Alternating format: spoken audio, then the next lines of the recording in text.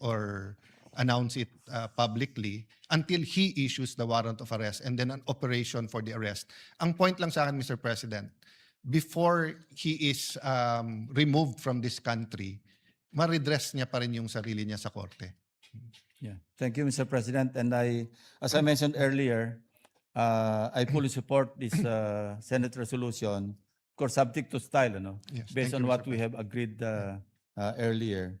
So that's all, Mr. President, and I will continue to support this resolution. Thank you very much. I thank you, Mr. President, for that interpellation, and maybe we can look at the whereas clause that can be interpreted as political and not only subject to style but also in substance, so that this can be a bipartisan measure that will ensure the constitutional rights of all Filipinos. Thank you very much, Senator Lacson, for that interpellation. Thank you very much, Mr. President and Madam President, and to our dear colleague. Senator Cayetano, our Minority Floor Leader, I just got a text message. There's just some proposed amendments. There are no longer any more interpellations, so maybe we can close the period of interpellation.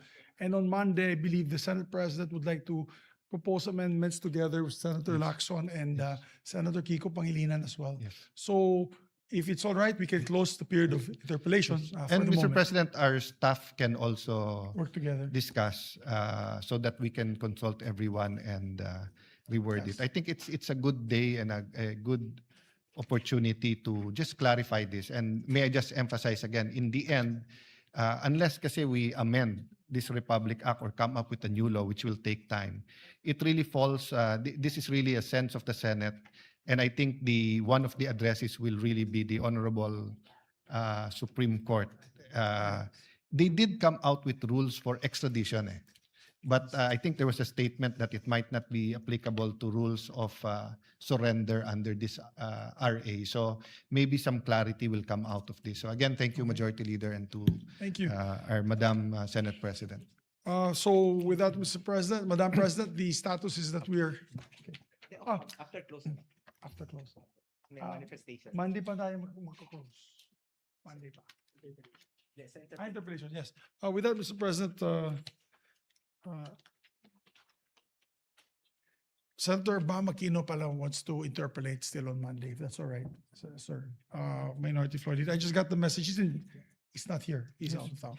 So with that, Mr. President, we move to recognize first before we suspend consideration, Senator Christopher Bongo. The gentleman from Davao, Senator Bongo, is recognized to interpellate. Mr. President, in relation to our effort to protect all Filipinos against extraordinary rendition, allow me to deliver a manifestation. Actually, it's not a interpellation. To Mr. deliver a President- manifestation, the gentleman is recognized. Mr. President, members of this August chamber, I rise to today to mark a date for many Filipinos will never be forgotten. Nagkataon rin po ngayong araw na ito, exactly March 11.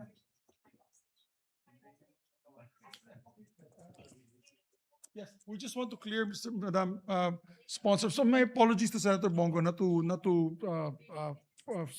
how you say disturb his manifestation, but maybe it might be proper to suspend consideration first of the measure, and then he can proceed with his manifestation. His manifestation is like a privileged speech, I believe. So it's not. Is it a privileged speech, Mr. No, President? it's related also to the topic being discussed. On 107. Okay, we can proceed, Madam President. My apologies. You can be part of the records of this particular discussion on resolution number 207. My apologies. My apologies. You may go. Please Hindi stop. proceed, Senator Go. Go. Thank you, Madam President. Members of this August chamber, I rise today to mark a date that for many Filipinos will never be forgotten. Nagkataon rin po, exactly today, 1 year na po, no? March 11, 2025. Last year, on this very same day, was one of the saddest days in our history. It was a day when emotions ran high across our country, a day when millions watched in disbelief as former President Rodrigo Duterte was taken and brought in The Hague. Nakakalungkot po na alalahanin ang mga nangyari sa ating mahal na dating Pangulong Rodrigo Duterte na nagsakripisyo at ibinigay ang lahat ng kanyang makakaya ayon sa batas, bunsod ng kanyang labis na pagmamahal sa ating mga kababayan, lalo na sa mga mahirap at ordinaryong Pilipino. Mr. President, for many of us, it was more than a headline. It was more than a political issue. It was a moment that stirred memories and deep questions about our history as Filipinos. For in that moment, we saw not just a former president, but a man who once carried the mandate of millions, a man who rose from his humble beginnings in Davao City and stood at the helm of this country. It is true, Mr. President, that there are moments that divide our opinions but unite our emotions. March 11 was one of those moments. Across homes, communities, and provinces, countless Filipino witnessed how someone they once entrusted with the highest office of the land was made to face prosecution and judgment far from his real home. Akalain ninyo, Mr. President, isang taon na pala ang lumipas, ngunit parang kahapon lamang nangyari ang lahat, sapagkat ngayong araw na to, hanggang ngayon po, ay ang kalungkutan at pangungulila ay nananatili pa rin sa puso ng marami nating mga kababayan.